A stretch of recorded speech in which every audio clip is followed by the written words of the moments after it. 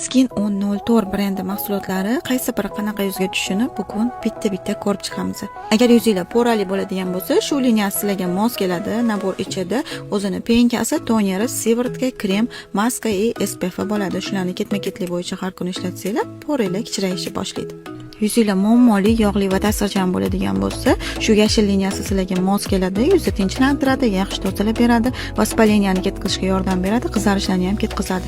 Nabor ichida penkasi, toner, serum, spot krem, ya'ni dog'lar uchun kremi, namlantiruvchi krem, SPFlari bo'ladi.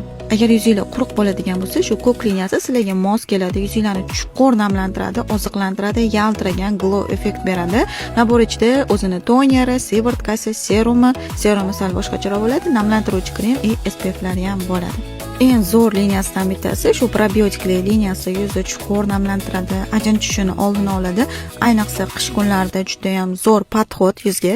Ikki kislotlar bilan ishlayotganda probiotik qo'shilsa yana ham zo'r bo'ladi. Bu liniyasi deyarli yuz tanlamaydi, asosan quruqroq, normal, kombo yuzlarga mos keladi. Yog'li yuzli kislotlar bilan aralashtirib ishlatsa zo'r ish beradi. O'sha hamma ishlatib ko'rgan liniyasi hamma yuzga tushadi deyilgan, lekin quruqroq yuzlarga tushib bermaydi. Yuzni yana ham quritishi mumkin, chunki gidrofilka bilan penkasi yuzni chuqur tozalaydi.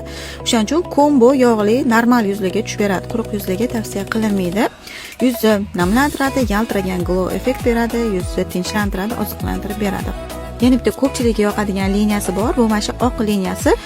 Ichida penkasi, toneri, sivırtkasi, kremi, SPF ham bo'ladi. Yuz tonini bir xillashtirib beradi. Pigment dog'lar, post aknelarni yaxshi ochartirishga yordam beradi. Effekti ham tez va